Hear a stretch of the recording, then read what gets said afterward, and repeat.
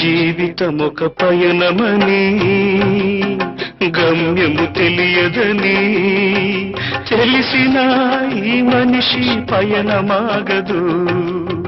జననం ధర్మమని మరణం కర్మమని తెలిసిన జనన మరణ చక్రమాగదు.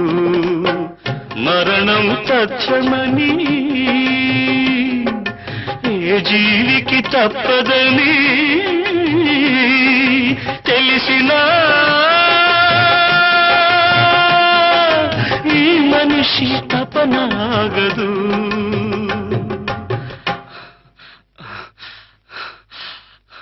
ఈ బ్రతుకు తపనాగదు. ఆగదు ఏ నిమిషము నీ కోసము, ఆగితే సాగదు ఈ లోకము.